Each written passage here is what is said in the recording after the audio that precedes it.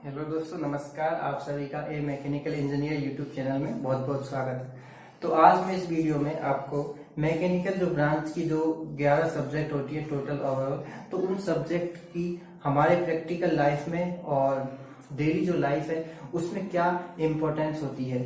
जो सब्जेक्ट हैं उनका हम टेक्निकल एनालिसिस नहीं करेंगे, हम उनके प्रैक्टिकल लाइफ में या हमारी जो डेली लाइफ है उसमें क्या यूज है और कैसे हम उस सब्जेक्ट को यूज कर सकते हैं, उन सब के बारे में इस वीडियो में चर्चा करेंगे। तो यह वीडियो काफी इंटरेस्टिंग होने वाली है, तो इस वीडियो के आखिर तक आप बने रहिए। तो मैं सब्जेक्ट के बारी बारी से सब्जेक्ट की जो जो कॉन्सेप्ट है उनको प्रैक्टिकल लाइफ से कनेक्ट करने की कोशिश करूंगा। तो देखिए, पहली जो सब्जेक्ट है वो हमारी स्ट्रेंथ ऑफ मटेरियल है। इसको हम जनरली 5th सेम में पढ़ते हैं मैकेनिकल में। तो जो स्ट्रेंथ ऑफ मटेरियल है, ये जो सब्जेक्ट है ये हमको क्या सिखाती है। देखिए, ये सब्जेक्ट डिजाइन के कॉन्सेप्ट से बहुत ज्यादा इंपॉर्टेंट होने वाली है। जब भी आप कोई नई चीज डिजाइन करोगे, नया कोई भी आप स्ट्रक्चर डिजाइन करोगे, तो उसकी जो शेप होती है, कौन सी शेप होगी, वो स्ट्रेंथ ऑफ मटेरियल आपको बता के देगी। क्योंकि उस स्ट्रक्चर पर कौन से लोड किस डायरेक्शन में लग रहे हैं। क्योंकि जब भी आप स्ट्रक्चर बनाओगे तो उसमें सबसे इंपॉर्टेंट होता है कि वो फेल नहीं हो। उसका जो फेलियर जो क्राइटेरिया वो हमको पता चल जाए कि इतने लोड पर वो फेल होगी। तो स्ट्रेंथ ऑफ मटेरियल होती है, जो इसमें हम मटेरियल के फेलियर के बारे में हम इसमें स्टडी करते हैं। जैसे कोई भी आपका ब्रिज हुआ, कोई भी आपके पुल जो भी आपके इंजीनियर डिजाइन करते हैं, वो पुल की सबसे पहले हम फेलियर कब, वो कौन से लोड पर, कितने लोड पर वो फेल होगा, ये सब हम उसमें पहले फाइंड आउट कर लेते हैं। और जो शेप सबसे ज्यादा स्टेबिलिटी देती है, सबसे ज्यादा लोड बियरिंग कैपेसिटी देती है, उस शेप का हम इसमें डिजाइन करते हैं। तो इसमें मिनिमम शेप, कोई भी नई चीज आपको बनानी है तो उसकी शेप कैसी होनी चाहिए, स्ट्रेंथ ऑफ मटेरियल से निकलते हैं। उसके बाद जो आपकी जो दूसरी जो सब्जेक्ट है वो है मटेरियल साइंस। इसी से मिलती जुलती सब्जेक्ट है मटेरियल साइंस। इसको हम 3rd सेम में पढ़ते हैं। पहले इस सब्जेक्ट की नॉलेज होनी चाहिए, उसके बाद हम स्ट्रेंथ ऑफ मटेरियल पे चलते हैं। तो मटेरियल जो साइंस होती है उसमें क्या है, जो भी मटेरियल है, स्टील, कास्ट आयरन, जो भी आपके डक्टाइल मटेरियल, ब्रिटल मटेरियल जितने भी हैं, निकल, एल्यूमिनियम, तो उन मटेरियल की नॉलेज हमको यहाँ से मिलती है मटेरियल साइंस से। कौन सा मटेरियल चीप है, कौन सा मटेरियल किस इंजीनियरिंग एप्लीकेशन में यूज होगा। जैसे कि स्टील, आपको एग्जांपल दूं तो स्टील जो होता है ना, सबसे ज्यादा वाइडली यूज होने वाला मटेरियल होता है हमारा स्टील। ये जो स्टील होता है इसको आप दुनिया का 8वां अजूबा मान सकते हो। ऐसा मैं इसलिए कह रहा हूँ क्योंकि स्टील होता है, चीप होता है, और ये चीप होने के साथ साथ फैक्टर ऑफ सेफ्टी हमको ज़्यादा रहता है। क्योंकि जो स्टील जो आपका मटेरियल होता है ना, इसकी जो नेचर होती है वो डक्टाइल प्रकृति का ये आपका मीनिंग होता है। मतलब कि डक्टाइल मटेरियल का फायदा क्या है, डक्टाइल मटेरियल जब फेल होते हैं तो उससे पहले हमको बता देते हैं कि हम फेल होने वाले हैं, हमको आभास करा देते हैं। स्टील के आने से ही हम बहुत सारे जो एक्सीडेंट से हम बच जाते हैं आज के टाइम में। जो कास्ट आयरन होता है वो तुरंत टूट जाता है, वो आपको इन्फॉर्म नहीं करेगा कि मैं टूटने वाला हूँ। जो भी ब्रिज डिजाइन करते हैं, पुल, जो भी बहुत सारे लोड जो बेयर करते हैं, बहुत सारे लोगों की जिन पर लाइफ टिकी होती है, वो सारे स्टील के ही बनाए जाते हैं। क्योंकि इसमें आपको सेफ्टी ज्यादा रहती है, फैक्टर ऑफ सेफ्टी जिसको हम टेक्निकल टर्म में नाम देते हैं। तीसरी जो सब्जेक्ट है वो आपकी थ्योरी ऑफ मशीन पर हम चलते हैं। टॉम आपकी बहुत ज़्यादा इंटरेस्टिंग सब्जेक्ट मानी जाती है। थ्योरी ऑफ मशीन में आप, मैकेनिकल का मतलब होता है मशीन, आप सोचते हैं मैकेनिकल की जो फीलिंग होती है वो थ्योरी ऑफ मशीन आपको देती है। क्योंकि कोई भी मशीन मैकेनिज्म से मिलकर बनी होती है, और जो मैकेनिज्म होती है उसकी कौन सी टाइप की मैकेनिज्म है, और अगर हम कोई भी नई भी आप मैकेनिज्म डिजाइन करना चाहते हो तो थ्योरी ऑफ मशीन आपको जरूर पढ़नी पड़ेगी। सबसे पहले नंबर की जो मैकेनिज्म आती है, जो हम पढ़ते हैं, बहुत सिंपल जो मैकेनिज्म होती है उसका नाम होता है 4 बार मैकेनिज्म, जो कि रेसिप्रोकेटिंग मोशन को रोटेटिंग मोशन में कन्वर्ट करती है। जैसे आपके घरों की जो बाइक होती है, पिस्टन सिलेंडर तो रेसिप्रोकेटिंग मोशन करता है, और जो आपका मोटरसाइकिल का व्हील है वो रोटेटिंग मोशन करता है। तो ये तो मैकेनिज्म होगी जो कि ऑलरेडी बनी हुई है। अगर आप ह्यूमन को जो समस्या आती है उसके हिसाब से उसने मशीनों को बनाया है। तो अब कोई भी नई समस्या अगर क्रिएट है तो उसकी आप मशीन बनाना चाहते हो, तो सबसे पहले उसकी मैकेनिज्म आप बनाओगे, और इस नई मैकेनिज्म बनानी है तो इसमें थ्योरी ऑफ मशीन की जो भी थ्योरी है आपको इसमें पढ़नी होगी। इसके बाद जो चौथी जो सब्जेक्ट होती है मैकेनिज्म जो हम पढ़ते हैं, मैं बताऊँ रेफ्रिजरेशन। रेफ्रिजरेशन, जो भी आपके घरों में रेफ्रिजरेटर होता है, फ्रिज जिसको हम बोलते हैं, वो रेफ्रिजरेशन एक सब्जेक्ट होती है, उसके अंदर हम करते हैं। उसकी मैकेनिज्म तो आप सभी को पता है, लेकिन मैं आपको एक इंटरेस्टिंग यहाँ पे एक रेफ्रिजरेटर बना के दिखाता हूँ, मतलब टेक्निकल रूप से। जैसे कि ये मैंने एक पिस्टन ले लिया, एक सिलेंडर ले लिया, एक आपने बॉक्स ले लिया, उसके अंदर आपने एयर भर दी, तो देखिए कैसे ये एयर आपकी ठंडी हो जाती है। तो ये जो एयर है, इसको मैंने प्रेस कर दिया, मतलब कि मैंने इसको एकदम से कंप्रेसर की मदद से, जो टेक्निकल जो लोग जो इंडस्ट्री में बनाते हैं, कंप्रेसर इसको कंप्रेस करता है। हमारे हाथ में इतनी ताकत नहीं है कि इसको पिस्टन लगा के इसको इतना कंप्रेस कर दे, लेकिन सपोज आपने इसको कंप्रेस कर दिया, तो आपने यहाँ पे जो आपकी इस बॉक्स के अंदर एक कंप्रेस एयर आपके पास हो गई, तो देखिए इस एयर का प्रेशर भी इंक्रीज हो गया, उसका टेम्परेचर भी इंक्रीज हो गया, ये आपकी थोड़ी सी गर्म होगी।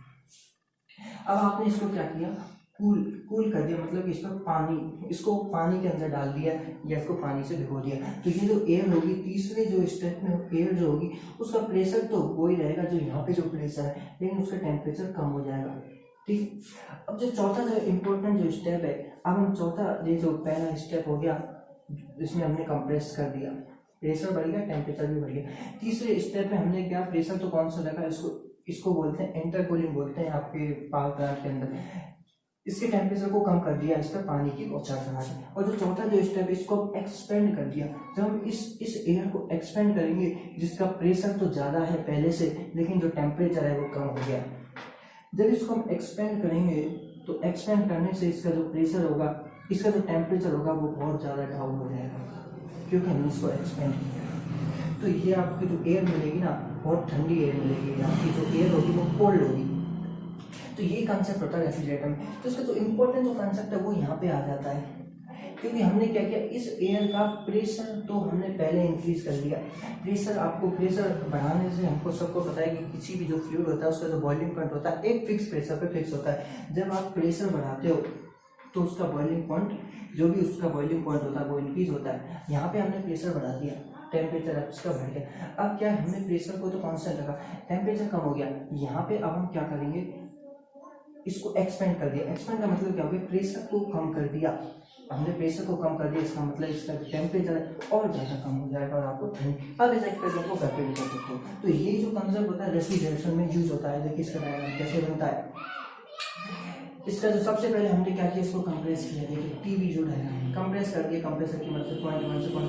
दूसरे हमने प्रोसेस में क्या किया, पहले इसको कंप्रेस कर दिया। दूसरे जो प्रोसेस है उसमें हमने यहाँ पे इसको कंप्रेस करने के बाद इसमें पानी ऐड कर दिया, इसको इंटरकूलिंग कर दिया। तीसरे स्टेप में हमने क्या किया, इसको एक्सपेंड कर दिया। ये रहा आपका तीसरा स्टेप, 1 2 3 4। यहाँ से आपको एक कम टेम्परेचर की एयर आपको मिल जाती है। समझ आया। इसके बाद ये हमारे जो 4 सब्जेक्ट हैं, जो कि बहुत ज़्यादा मैकेनिकल ब्रांच में इंपॉर्टेंट होती है, theory of machine, strength of material science, refrigeration, इन सब के बारे में हमने पढ़ लिया है। इसके बाद हम मैन्युफैक्चरिंग की बात करते हैं। जो मैन्युफैक्चरिंग और प्रोडक्शन होती है, ये जो सब्जेक्ट है, ये आपको पूरे मैकेनिकल की फील्ड दे देती है। क्योंकि कोई भी आप पार्ट्स बनाओगे तो उसमें आपको मशीन की ज़रूरत पड़ेगी। और जो मैन्युफैक्चरिंग होती है पार्ट्स की, वो मशीनों के द्वारा, जैसे कि लेद मशीन हम पढ़ते हैं, हम शेपर मशीन पढ़ते हैं, हम प्लेनर मशीन पढ़ते हैं, इन मशीन के थ्रू बनाया जाएगा पार्ट्स। और एडवांस मैन्युफैक्चरिंग भी पढ़ते हैं। एडवांस मैन्युफैक्चरिंग में हम वाटर जेट मशीन पढ़ते हैं, पानी की सहायता से कैसे किसी पार्ट्स को काटा जाए। इलेक्ट्रॉन बीम मशीन पढ़ते हैं, हम पढ़ते हैं, LVM पढ़ते हैं। तो सारे पार्ट्स इन मशीन के थ्रू ही डिज़ाइन किए जाते हैं। एक हम कास्टिंग भी पढ़ते हैं, बहुत ही ज़्यादा आपका कास्टिंग। जैसे कि आपने कोई भी पार्ट देखा, आपके दिमाग में क्या है, मैं ये पार्ट कैसे बना होगा, तो एक मैकेनिकल इंजीनियर उसको देखते ही आसानी से बता सकता है कि ये कौन से प्रोसेस से ये पार्ट बना हुआ होगा। तो कास्टिंग क्या करते हैं, कास्टिंग जो जैसे कि किसी भी शेप का हमको कोई भी प्रोडक्ट बनाना है, तो सबसे पहले उसकी मोल्ड बना लेते हैं, मतलब उसका एक पैटर्न बना लेते हैं, उसके अंदर मोल्टन मेटल को डाल देते हैं। वो उस जो भी आपका पैटर्न है उसकी शेप को वो गेन कर लेता है। उसके बाद में मोल्ड जो कि मिट्टी की होती है उसको मिटा के उसको फोड़ दिया जाता है और हमारा पार्ट बन जाता है। तो ये कास्टिंग होती है। तो कोई भी पार्ट आप आसपास देखते हो कैसे बनता है, वो एक मैकेनिकल इंजीनियर और आप भी आसानी से बता सकते हैं। तो मैन्युफैक्चरिंग, इसके बाद आपकी जो थर्मोडायनामिक्स है, थर्मोडायनामिक्स बहुत ज़्यादा, थर्मोडायनामिक्स और आपकी जो हीट जो ट्रांसफर है, देखिए जो थर्मोडायनामिक्स होती है हम उसमें थर्मोडायनामिक्स का first law, second law, third law, सारे लॉ पढ़ते हैं, कार्नोट साइकिल पढ़ते हैं। हमको यहाँ से पता चलता है कि कोई भी जो इंजन आप बनेगा, कोई भी इंजन आप बनाओगे तो वो इंजन हाँ कुछ ना कुछ बेस्ट जरूर करेगा एनवायरनमेंट में। आप 100% एफिशिएंसी का कोई भी इंजन नहीं बना सकते। यहाँ तो हम हीट की बात करते हैं और यहाँ हम हीट रेट की बात करते हैं। हीट रेट मतलब कि हीट कितने सेकंड में कितनी उस मेटल से पास हो गई। तो इसमें हीट ट्रांसफर में सबसे इम्पोर्टेंट जो हम पढ़ते हैं वो यही होता है कि किसकी जो इसमें हम पढ़ते हैं कंडक्शन, कन्वेक्शन और रेडिएशन, तीन चीजें हम इसमें पढ़ते हैं। तो कंडक्शन, कन्वेक्शन और रेडिएशन। कंडक्शन में हम जिसका के ज़्यादा होता है, इसका मतलब उसमें से हीट आसानी से पास हो जाएगी। तो वो क्या आपको, जैसे आपने कोई भी स्टील का लगाया, उसका के ज़्यादा होता है, ठीक है, उसका कॉफी के ज़्यादा होता है, इसका मतलब वो बाहर आपका गर्म है तो अंदर भी वो आपका गर्म ही रहेगा, मतलब कि वो उसमें को आसानी से आ जाने देगा। तो कौन से मटेरियल का आप बनाओगे जिसका के कम होगा? अगर आपको अंदर ठंडक चाहिए, बाहर की उष्मा अंदर नहीं आए, इसका मतलब आप उस मेटल का सिलेक्शन करो जिसका के कम हो, कंडक्शन जिसका कोएफिशिएंट है वो कम हो। तो इसमें हमको ये जानकारी मिलती है। इसके बाद जो मैकेनिकल की जो जान है, आईसी इंजन बहुत इंपॉर्टेंट, बहुत ही इंटरेस्टिंग सब्जेक्ट होती है। इंजन के बारे में हम पढ़ते हैं, कार का इंजन हो, बाइक का इंजन हो, 2 स्ट्रोक, 4 स्ट्रोक, पेट्रोल, डीजल, क्या डिफरेंस होता है, कौन सा अच्छा होता है, फ्यूल इंजेक्टर, कार्बोरेटर, इसमें क्या डिफरेंस होता है, कौन सा फ्यूल इंजेक्टर में क्या बेनिफिट होते हैं कार्बोरेटर की कंपेयर में, ये सब इसमें पढ़ते हैं। एक इसमें इंपॉर्टेंट बात मैं बता देता हूँ, जो बैटरी होती है, मोटरसाइकिल के अंदर जो बैटरी लगी होती है उसका एक चार्जर होता है जिसको हम बोलते हैं रेक्टिफायर। तो देखिए जो आपकी बाइक होती है, जब वो चलती है, जब आपकी जो बाइक चलती है तो उसके अंदर कॉइल होती हैं, वो कॉइल्स होती हैं कॉपर की कॉइल्स होती हैं। तो जब आपका मोटरसाइकिल का व्हील घूमता है तो वो घूमती है। तो लेंस के नियम हमने 12th क्लास में पढ़ा होगा। जब वो घूमती है कोई भी कॉइल मैग्नेट की, उसके अंदर मैग्नेट ऐसे होती है, इसका मतलब करंट बनती है। तो करंट आपकी बाइक बनाती है, आपकी बाइक जब भी चलती है करंट बनाती है। वो जो करंट होती है वो रेक्टिफायर के पास जाती है, जिसको जनरल भाषा में चार्ज लगा देते हैं। ये जो करंट बनती है एसी करंट बनती है, और रेक्टिफायर का काम होता है एसी को डीसी में कन्वर्ट करना। और ये जो करंट होती है इसका वोल्टेज भी बहुत ज़्यादा होता है। तो रेक्टिफायर के वोल्टेज को कम करता है जिससे कि बैटरी को चार्ज कर सके। 12 वोल्ट की जनरली बैटरी होती है और इसकी हेल्प से स्पार्क होता है। मोटरसाइकिल में जो आपका कंप्रेशन स्टॉक होता है उसके बाद जो स्पार्क होता है बैटरी स्पार्क करती है। तो ये एक इलेक्ट्रिकल सिस्टम भी होता है मैकेनिकल के अंदर। तो ये सब हमको जानकारी एक मैकेनिकल इंजीनियर और मैकेनिकल सब्जेक्ट में हमको मिलती है। तो देखिए, thank you for watching this video. मैंने ये वीडियो इसलिए बनाई कि आपको मैकेनिकल में अब लेक्चर्स स्टार्ट करने जा रहा हूँ। गेट 2021 के सारी सब्जेक्ट जो होती है उन सबके टेक्निकल जो भी गेट में पूछा जाता है टेक्निकल रूप से, टेक्निकल फॉर्मूला सारा सिलेबस में आने वाली वीडियो में कवर करूँगा। तो एक मैकेनिकल इंजीनियर की सबसे बड़ी यही होती है कि उसको सब्जेक्ट के बारे में प्रैक्टिकल लाइफ से कनेक्ट करके हम बता पाएँ, प्रैक्टिकल लाइफ में सब्जेक्ट का क्या यूज है। तो वो इस वीडियो में बताने की मेरी पूरी कोशिश थी कि ये जो सब्जेक्ट है सारी सब्जेक्ट आपको प्रैक्टिकल लाइफ से कनेक्ट करती हैं, डेली लाइफ से। जो सारी सब्जेक्ट में जो कंसेप्ट होते हैं वो प्रैक्टिकल लाइफ में यूज होते हैं और आप उनको आसपास अपनी जो डेली लाइफ है उस पर आप देख सकते हो। तो बाकी जो काम आने वाला है वो तो आपका गेट ही काम आने वाला है, गेट 2021। उसी से आप जॉब पाओगे, कोई आपके लिए सबसे ज़्यादा इंपॉर्टेंट होगी। लेकिन फिर भी ये जो चीज़ें हैं वो काफ़ी इंटरेस्टिंग मेरे हिसाब से लगती हैं। आप इनको क्योंकि आपकी सब्जेक्ट में रुचि नहीं होगी तो आप उस सब्जेक्ट में अच्छा स्कोर नहीं कर पाओगे। तो आपकी सब्जेक्ट में रुचि अपनी ब्रांच से आपको लगा होना चाहिए। तो वैसे ये वीडियो एग्जाम में तो कोई ऐसे पूछने जाने वाली नहीं, लेकिन इंटरव्यू में फिर भी पूछ सकते हैं। तो आगे आने वाली वीडियो में मैं गेट 2021 की जो सारी सब्जेक्ट हैं उनका सिलेबस बारी बारी से कवर कराऊंगा। Thank you for watching this video.